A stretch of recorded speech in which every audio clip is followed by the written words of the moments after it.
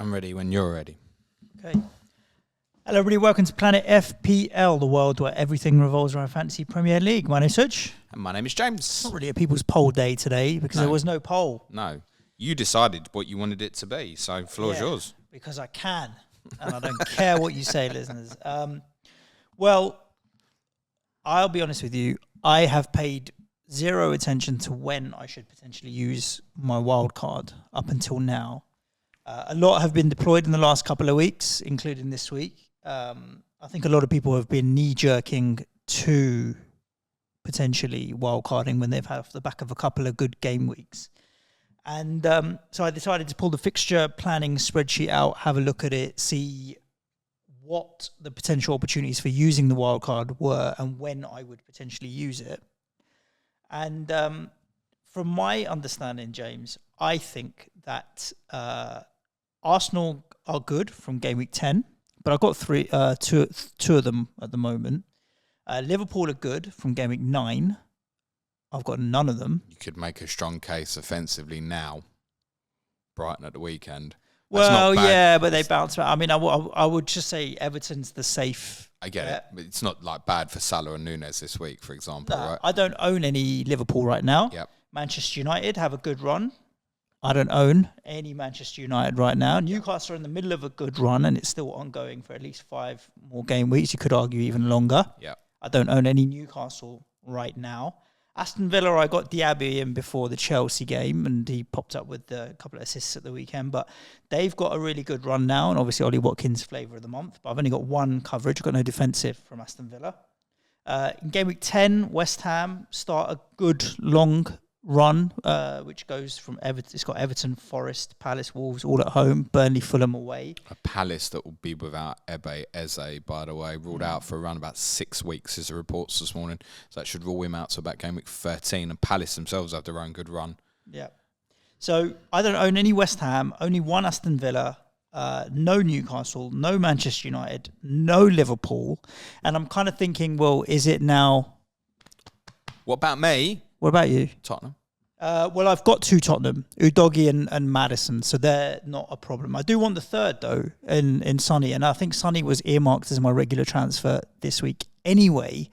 So I'm kind of like, now with all of these teams going on a decent run, that's 6 weeks or so, is it time to tear it up, come off a little bit of City, come off some of my other assets, and actually wildcard now into these teams that have a good run? Okay.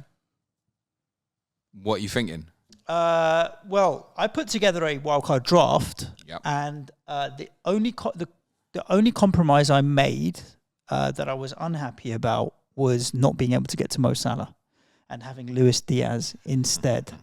Other than that, I was fairly happy with it.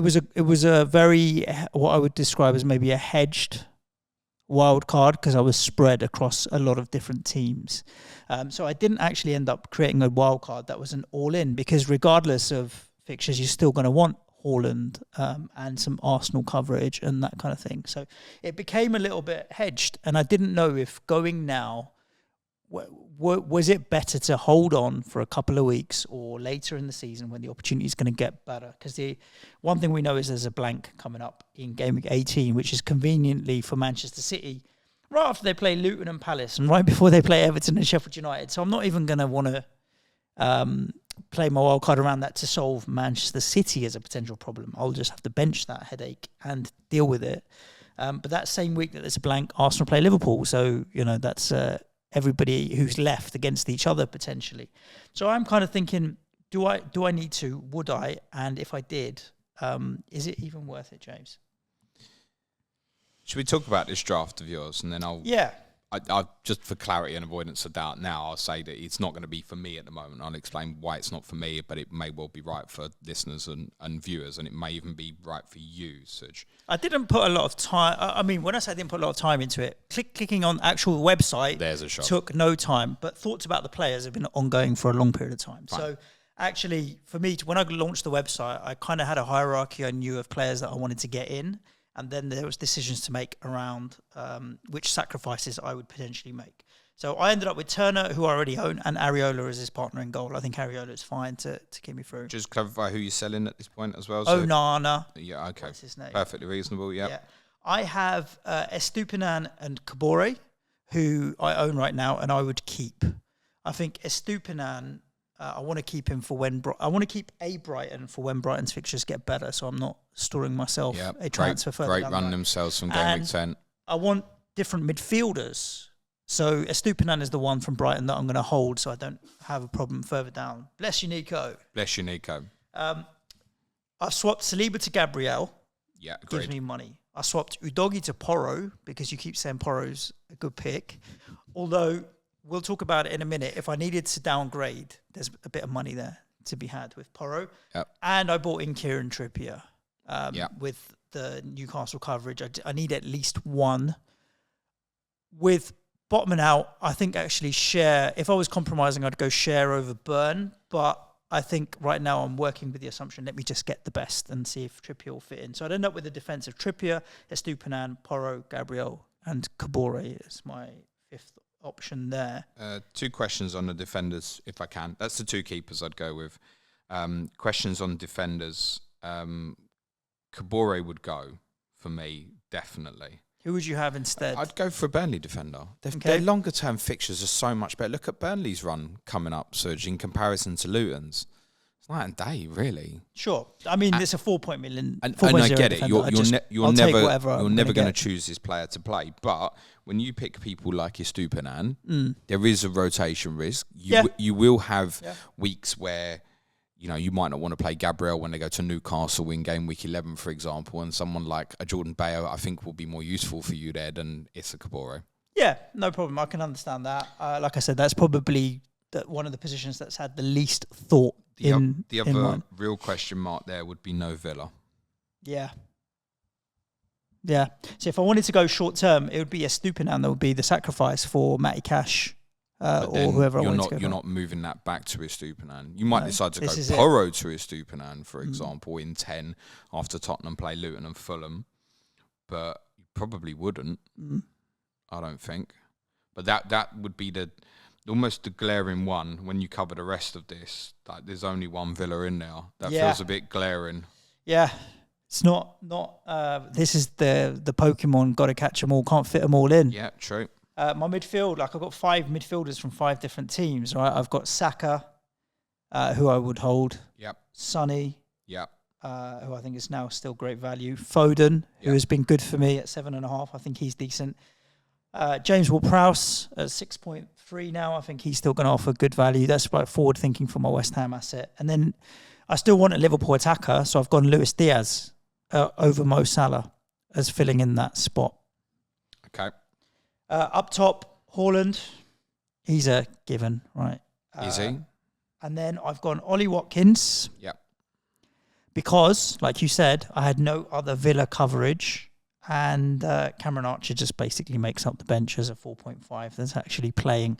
Like, there's debates to be had here. If I went from Ollie Watkins to Darwin Nunez, for example, then I could change Ward-Prowse to Diaby. Is that better? I'm not sure. It's not even just that. Just looking at combination, I'm thinking why Foden over Alvarez is actually the standout there that I'm thinking about. Well, it's forward over midfielder more than anything else. But I could downgrade Foden and upgrade Archer to Alvarez. Is Foden worth having over Alvarez? Well, Foden and Alvarez over the past few weeks have been trading blows. Like when Alvarez picks up a 1-pointer, Foden picks up an 11-pointer and so on. So there have been trading blows, and Foden's played one less game than Alvarez this season. So it was more around the midfielder versus the striker, James. I know I'm missing Alvarez. I know I'm missing Salah. Well, I know I'm missing from a money perspective, Villa defender, but I have none, right? 0.1. If you went, rather than Foden and Watkins, and they're not bad picks, of course they're not, but if you went Alvarez and Diaby instead, you're putting about 2 million in the bank, mate. Am I? Yeah. What's Diaby's about, 6'7"? Oh, Diaby's 6'6" for me to own right now.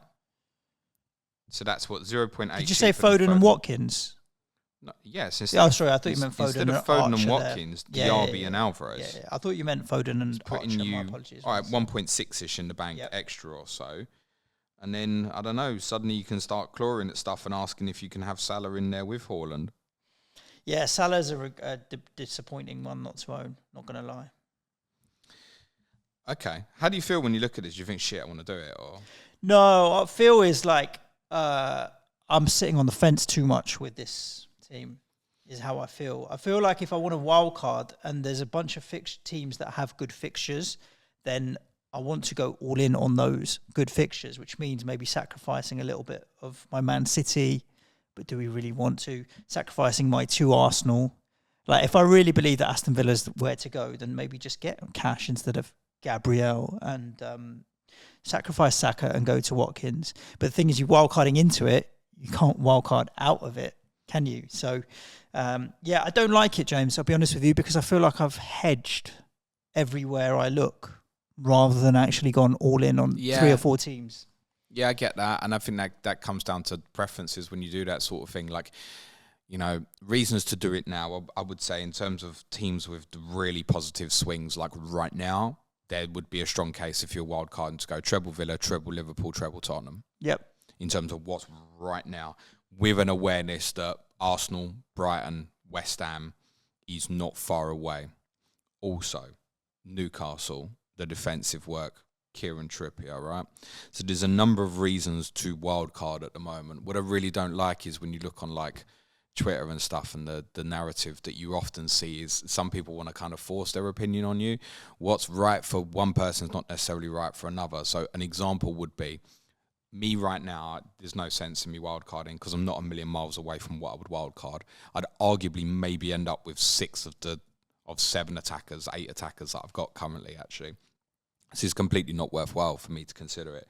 But if you're sitting there with, let's just say hypothetically, Gusto, Sterling, Jackson, and Mbumo, Fleck and Pinnock, Rashford, Fernandes, yep. And even though Manchester United do have really good fixtures themselves, you're sitting there with like half your team like that from sort of Chelsea, Brentford, Manchester United, and you're looking at all these other great fixtures elsewhere, you're going to want to smash it up on wildcard. Yeah. You're absolutely wildcarding, I think, if you're in that sort of circumstance. I've got Onana in goal, right? So they've got Brentford, Sheffield United, then Man City, but then Fulham, Luton, Everton. It's not a problem.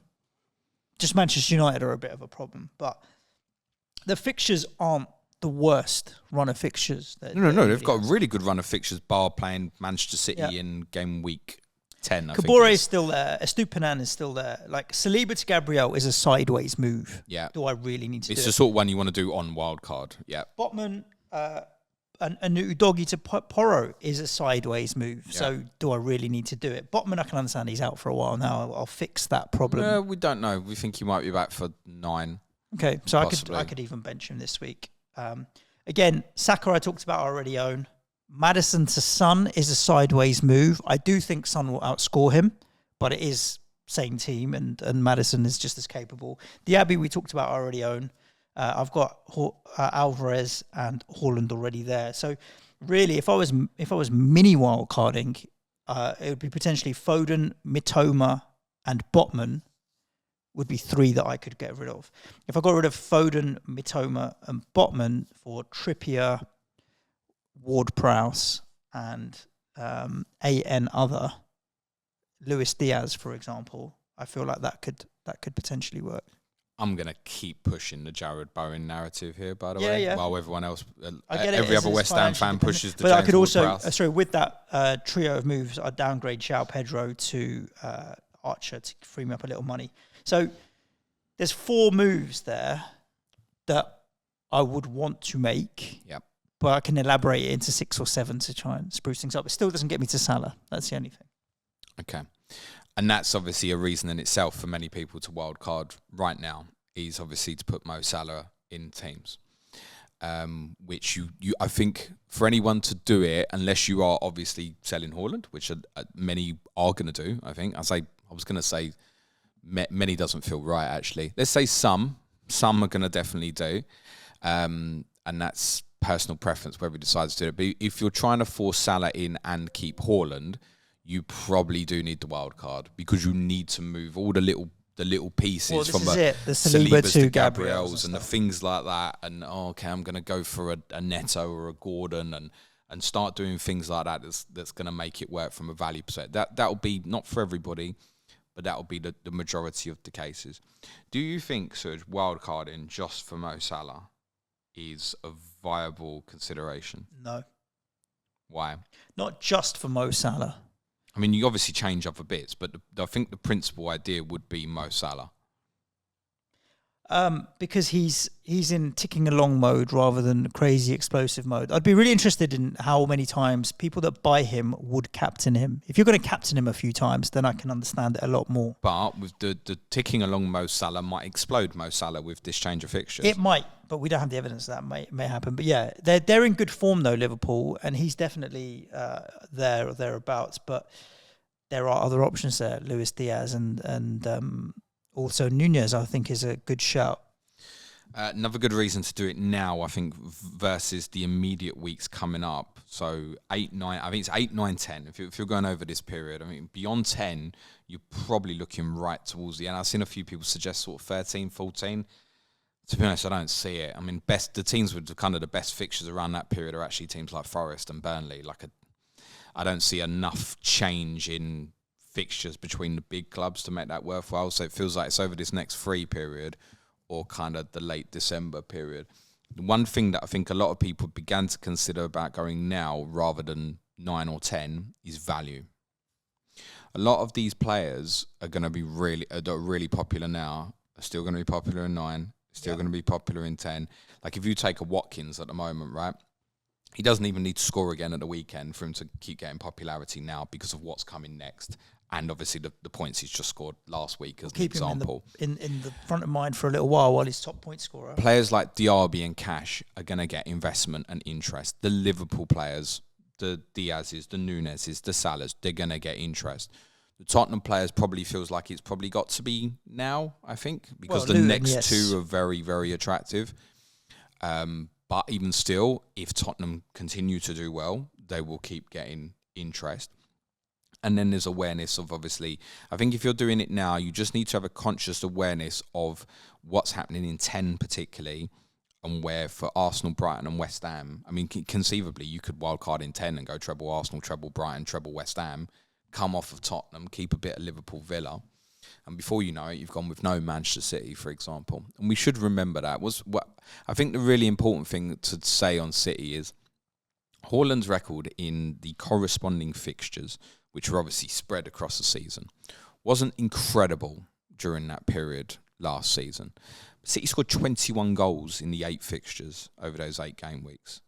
So he's closer to 3 a game than 2 a game. Yeah. And I realised there's a couple in there, like they beat Tottenham 4-2, they beat Liverpool 4-1. We've also got those 2 teams, I think, back-to-back in home games. I want to say 13 and 14 maybe. So, look, at the end, he's still Manchester City. Just be really, really clear on that. It's still Manchester City. And anybody, it's the same as what I always say about if you go without a Salah. You're not going without a Salah because you think Salah's shit or you don't want to go for him. You know he's going to return. It's just how heavy and how hard. Now that threat's bigger with Haaland. I spoke quite a lot in the August-September international break, so start of September, about my intention to take Haaland out at this period. Sell him at this period for something like Nunez, and then make the next move next week to come into Mo Salah, using free transfers. I'm not likely to do that.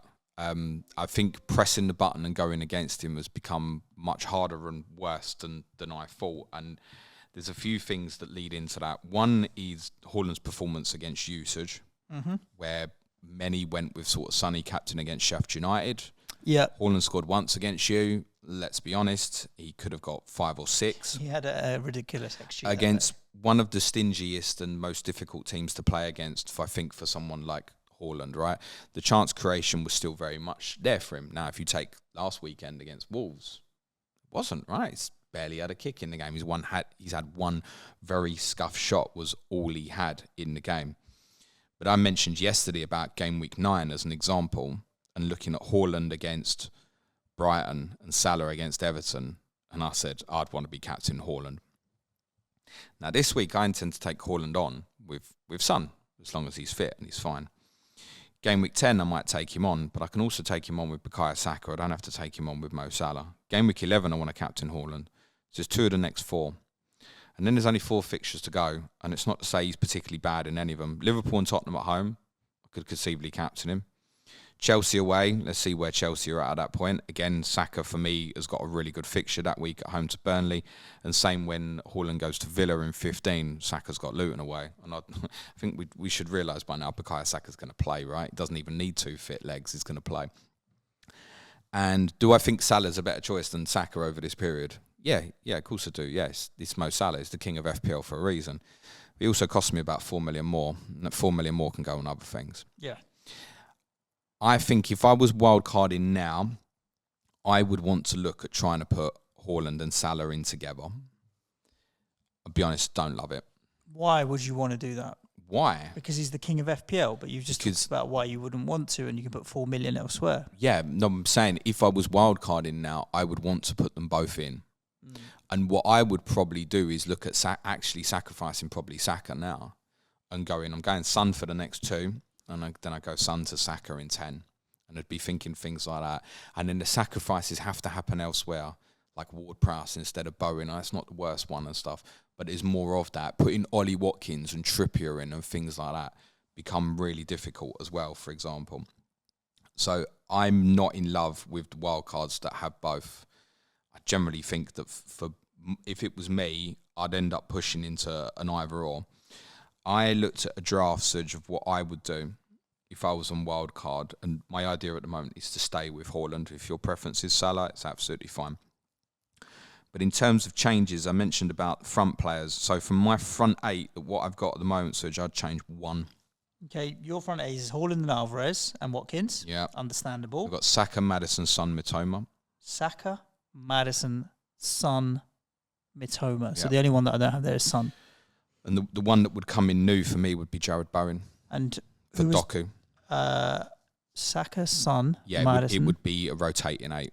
Yeah. That's the way I'd want to do it. And I think people are finding that at the moment, that if you are cutting, then you might even have a little bit spare. I think we looked at that quite a bit in pre-season, didn't we? It was like, I can get to Trent, but it makes everything else Saka, shit. Saka, Son, Maddison, Mitoma, Bowen. Saka, Maddison, Son, Mitoma, Bowen. Okay. Haaland, why Mitoma with his Alvarez, difficult Watkins. run? You're just keeping him there ready for the Fulham game?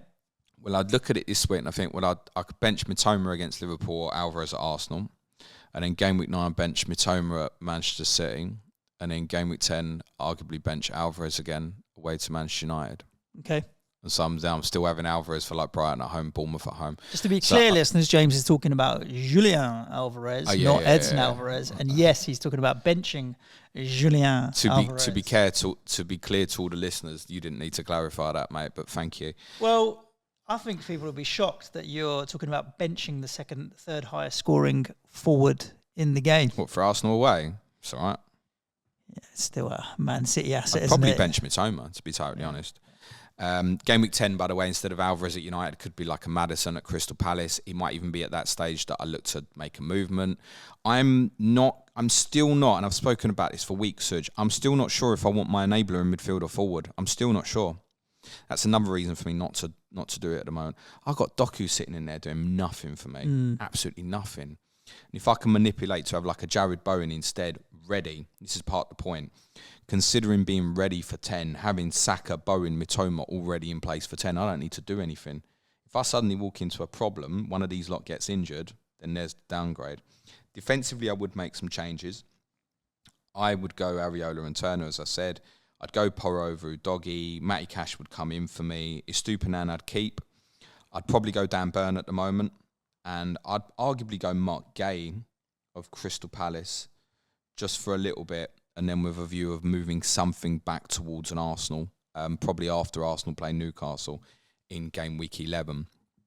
And that for me is, they're kind of going like Porro and Cash and stuff. Yeah, sure, I want these players, but they're kind of luxuries. Like I'd be going Porro instead of Udogie, for example. There's no way for me with what I've got. If I've got 8 attackers, I'm only going to change 1. Yep. I'm not wildcarding, am I?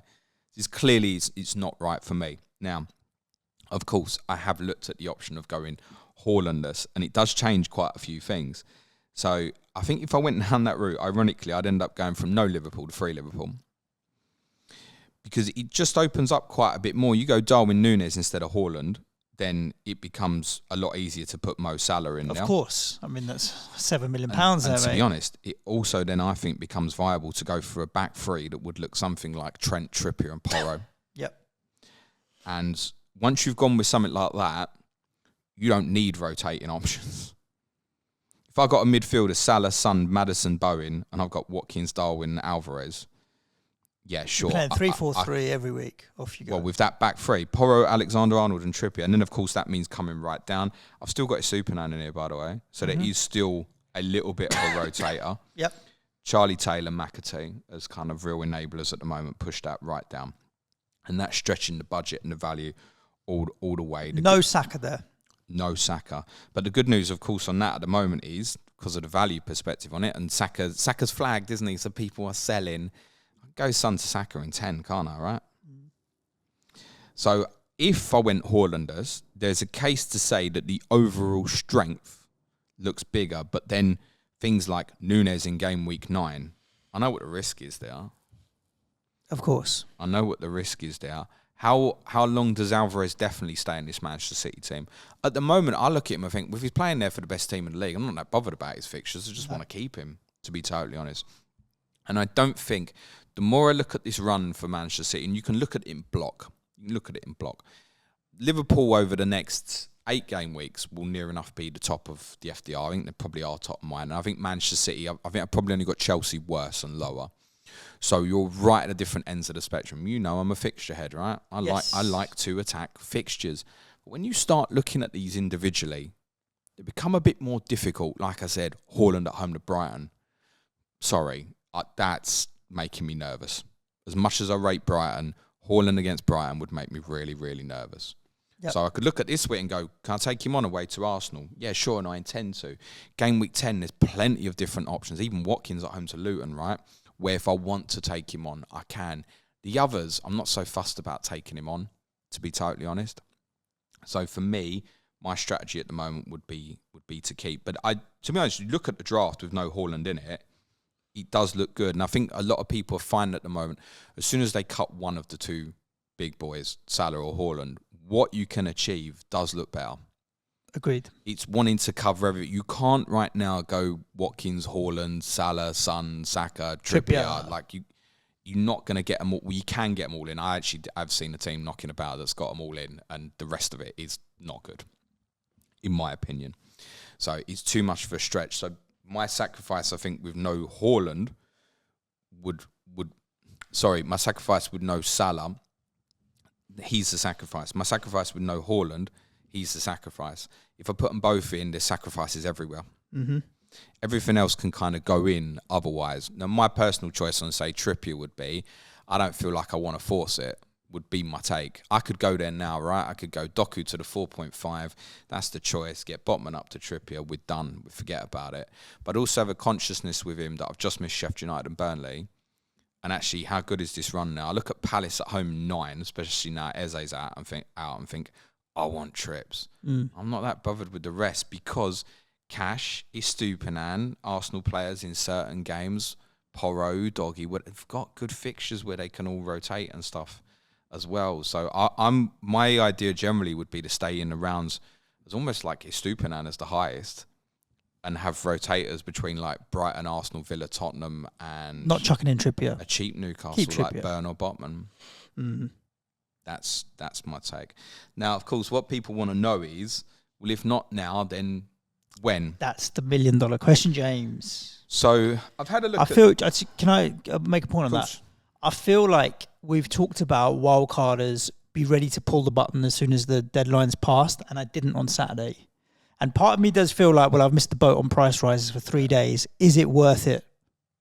But if it's right now, it's right? At the end of the day, what's waiting until this Saturday going to do me? It's not actually going to do me any other favours. You know, my opinion on it would be, ideally, you want to know when you're going to wildcard so you can take advantage of Ollie Watkins going up in price on a Saturday night and know all those sort of things. I would have regret about not doing it. But if you end up in a situation where you get to now, Tuesday, and you're going, shit, this is the right thing for me to do it. Just get it done. Do it. But then also ask yourself, am I okay for this week? Is 9 better for me? Is 10 better for me? And for many who 8 is now right, 10 will be right for other people, for example. So it might be, if someone's sitting there right now, already got, say, 3 Tottenham in place for this weekend, maybe already got like a Nunes or something, or intends to get there, probably wait for 10, come off maybe a Saka now or something like that, and then you're easy, comfy to go back in to say, treble Arsenal against Sheffield United, couple of West Ham against Everton, more Villa against Luton, Brighton coming to their own good run. So there's little nuances around this period. But people, as I said, want to know if not now, then when. As I said, I think kind of beyond 10, I don't see fixture swings. It might be that form things happen or injury things happen where there's anything kind of worthwhile between sort of 11 and 15 at all. Then there's a case where you mentioned Suj, City's fixtures 16 and 17. City go to Luton and then it's Crystal Palace at home. That Crystal Palace home game, by the way, will definitely stick, by the way. The Club World Cup semi-final date for Manchester City has been confirmed as Tuesday. So they'll play Palace Saturday. I think they've got Leipzig. It's not Leipzig in the last Champions League game. Red Star, I think, on the Wednesday. They'll play Palace Saturday. Club World Cup Tuesday. Club World Cup final on the Friday. Brentford is obviously postponed. And then, so that's the 22nd of December. And then at least 4 days to Boxing Day. I think they'll be given a bit longer, by the way. I think they might have a game on, say, the 27th. Is it Everton away? City have got in 19? In 19, they have Everton away. And many of us think that obviously the Brentford game will get added to game week 20. So you'd be looking at City having Luton away, Crystal Palace at home, blank, Everton away, Sheffield United at home, and Brentford at home for a double. Game week 20 is the last week that you can wildcard. So you could wildcard straight into game week 20 and treble Man City for a double game week if you wish. But should that happen, you may want to use a different chip in that week, may I say. And triple captaincy and even bench boost might well be viable in game week 20. There's teams with fixture swings around about that time as well over that period. So Tottenham come back into a good Christmas. Chelsea, I know it might not feel like it right now, but if they get all their players fit, potentially good run over that period. Newcastle have a good period over there, game week 19 onwards, and so good little Christmas.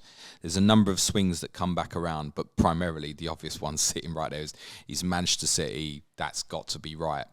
Now, again, I'm thinking if I'm carrying Alvarez and Haaland potentially through this period, how much of a problem is it going to be for me?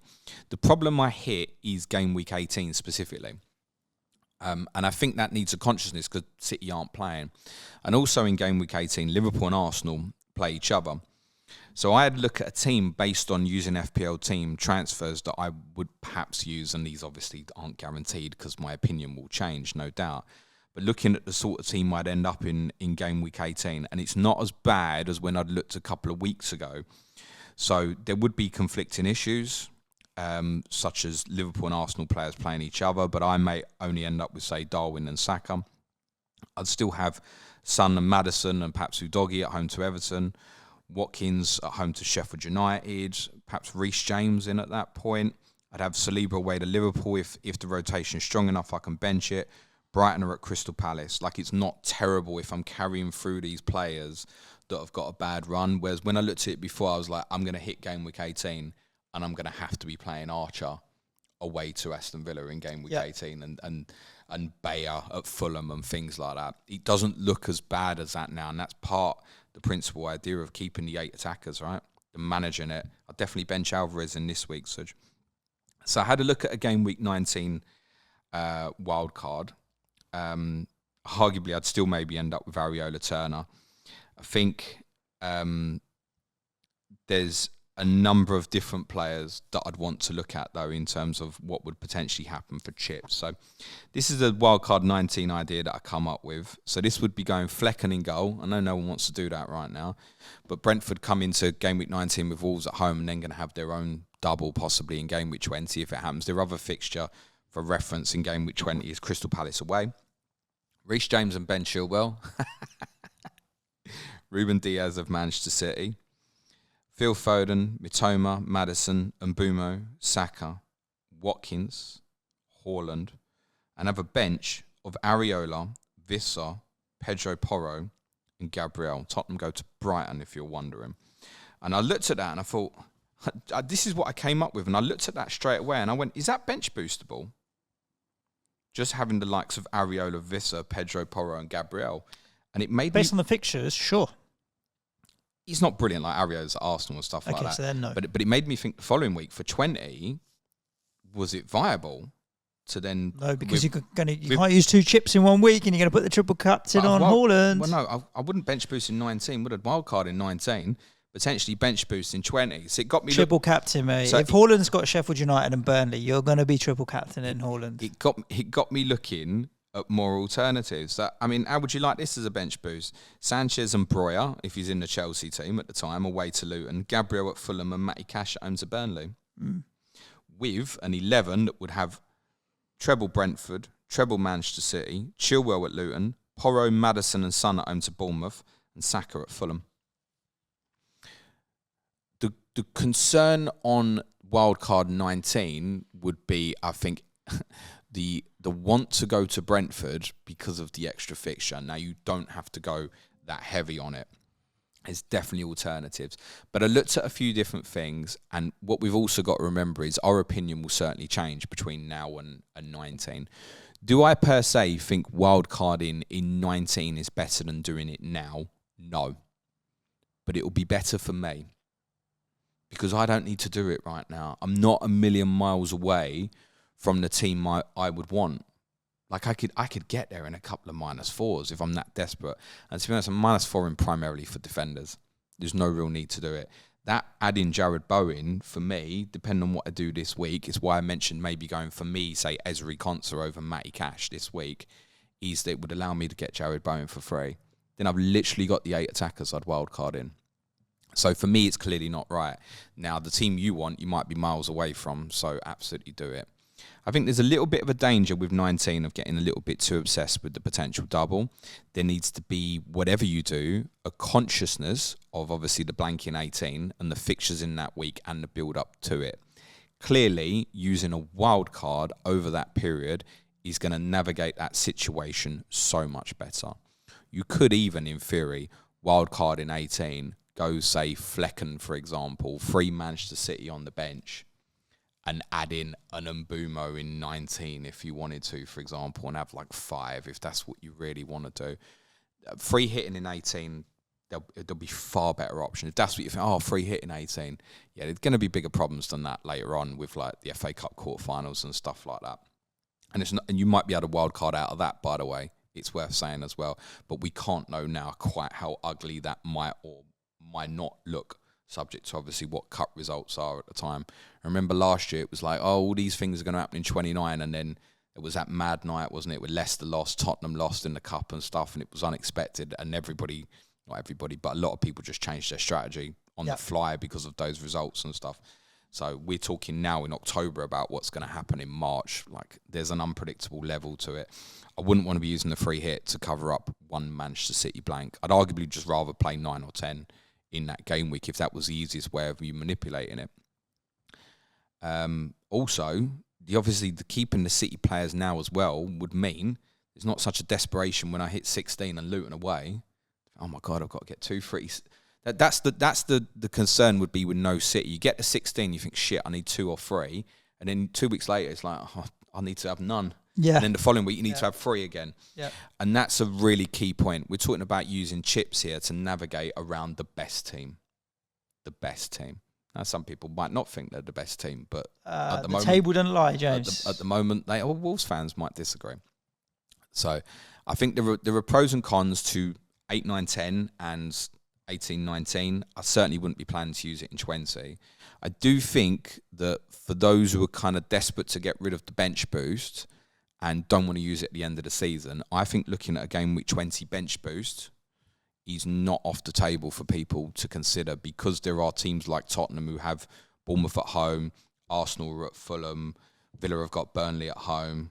Ironically, it's some of the teams that are really interesting now, but some come into difficult periods. Like I think Villa come into City and Liverpool together, for example. Arsenal, I want to say, have Liverpool and Newcastle together at some point. Like, there's ugly bits to navigate at certain points. Do you have in your mind what you think is okay over what time period in terms of hits to not bother wildcarding, like a -8 over 3 weeks or a -12 over 3 weeks? Like if -8 fixes longer term plans, like subject to what you're doing, is that going to pay straight away? No, not necessarily, but you have to consider the effective value to that.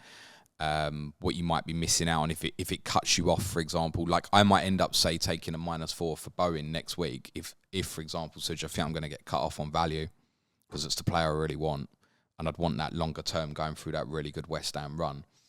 So I might deem that the -4 is worth it just because I want that player longer term, even though it's not going to necessarily pay for me straight away. -12s I always feel like are a stretch too much, a little bit, personally. But again, it's really difficult when you look at your own team. You're biased by what you've got, right? So, like I said, if you're sitting there with like treble Brentford, treble United, and a bit of Chelsea and stuff like that at the moment, like I think you're probably wildcard. I'm not sitting there with anything from those teams, bar my 15th player in Malo Gusto. I feel like I've got a bit of Villa. I've got what I want near enough on Tottenham. I've got coverage of other teams that are really accessible for me. The sacrifice for me over this period is going to be Liverpool. I'm kind of gambling on Núñez getting rotated enough, but I can move like an Alvarez to Núñez or Watkins to Núñez if I decide that's what I want to do at some point. Or I can, of course, change my mind. I can get through the middle of this and go, oh my God, shit. Haaland to Núñez, Bowen to Haaland as an example, Maddison to Salah. Like I can do that, right? Can change my mind. I would think I want to do it kind of now if I'm going to do it, but there is an entitlement to change my mind. For example, if Haaland got injured at the Emirates on Sunday and he's out for a couple of months, well, that's what's happening, isn't it? It's what's happening, isn't it? Yeah. So preparation to be flexible, but I think for most people, there will be sacrifices over this period. I feel like it will be easier in the December period not to have to make the sacrifices. It might even be a little bit more template over that period. I like that in FPL at the moment, it feels like there's deviation, right? There's some people are going to wildcard here and go straight into like Trent, Núñez and Salah, right?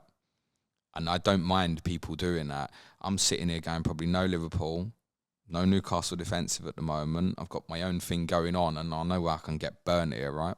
Yeah, I feel like based on the conversation we just had, James, I feel more likely to do it than not. Well, now? Yes. Okay.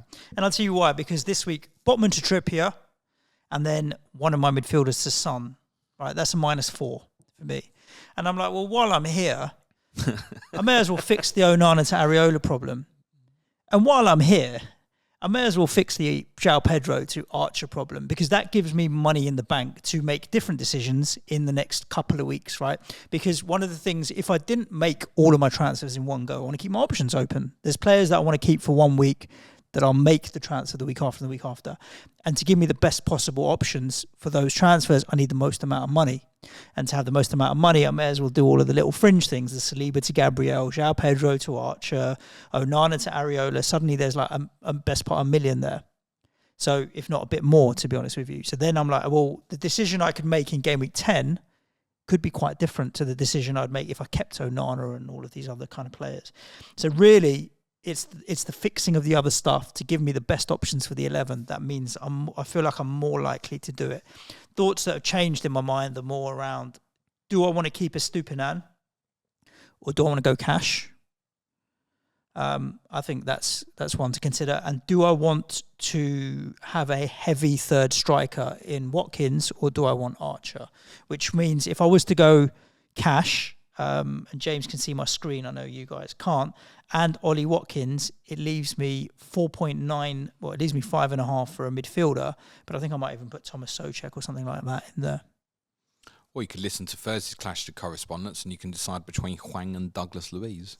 Well, what price is Douglas Luiz? They're both 5.4. Yeah, the problem with that is I've got Cash Diaby and Watkins, so Douglas Luiz is ruled out of the equation. So the Korean guy is in. No, he is not.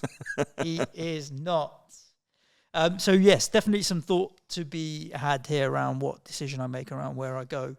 What you want to do in all seriousness, like if anybody's listening or watching this and is completely unsure, like with situations like that, where you're like, I can make these 2 changes. Oh, and I actually want to make these. Well, it's a little bit like, let's be real, take your Onana to Areola. I realise a lot of people want him at the moment will want to move that on. But if you move Onana at home to Brentford to Areola against Newcastle, are you actually making your life better this week? This week, no. So can that wait another week, for example? Yes. They can all wait another week. That's what you need to think about. And it might even be little things like that. Where you go, well, actually, Onana at home to Brentford, they've not looked great recently. It might be that there's enough answers like that where you go, I'm better off waiting here. You might be of the opinion that you've got 3 Tottenham like Suj has, and you're like, I don't want that longer term. I've got 2. So it's Maddison and a doggy, but I will want 3. I'm buying Sonny this week. What I said, you've got 3 because you're going to get Sonny. You might have the opinion, you go, right, well, from game week 10, Tottenham's fixtures don't look bad, but you start walking into things like Palace away and Chelsea at home and Wolves away and Villa at home, and as a cluster, it's fine, but it doesn't necessarily become what people might deem on paper as easy. You could maybe, like in 10, then your routes back into your Brighton and West Ham, that might be better for you. That's all. With Areola next week, same thing. Next week, Onana goes to Sheffield United. Areola goes to Villa. Like, is that making your life better? Not no, really. It's not. So I know he's frustrating, but that's where the planning comes in. Indeed, it does. In terms of working out as and when you want to target as new. So, principally, you could say, I think like with Liverpool, it can be now 9-10. With Villa, it can be now 9-10, and it definitely gets better for them every week until you leave it too long. For Tottenham, you want now, really, if you haven't got that. If you're sitting there now with no Tottenham going into this weekend, you've got no Villa, no Liverpool. Again, that's the sort of thing that's going to push you in. Arsenal, Brighton, West Ham has come back in 10, really. Indeed. Good. Hope this discussion around Wildcard has helped you or possibly confused you even more. I know Clayton's on the Wildcard downstairs. Is he? Yeah. He did say to me, cheeky Wildcard. I was like, okay, good, enjoy. So, yes, it's going to be tricky for... you know what the one key message is? Play it your way. Thank you. Play it your way, and don't be swayed by what other people are doing. If you enjoyed the show, then make sure you give it a like, subscribe if you're on YouTube or on Spotify or Apple Podcasts or wherever you're listening to the show. Tomorrow, Sky Fantasy Football, we're back at you. I'm in shock in Sky at the moment with how much Levi Colwill boosted my rank yesterday. Blown away. You got Thiago Silva as well? No, I haven't. I've only got the one. So, yes, we'll be talking about that tomorrow and Clash of the Correspondents on Thursday. Yes, Wolves versus Villa. It's funny. There's going to be some outtakes from that, I can tell you now. Lovely. It's already been recorded. Listeners, thank you so much for your support. Stay tuned. Stay safe. Ciao for now. Thanks, everyone. Play it your way. Be nice to each other. Cue music, please. Man child.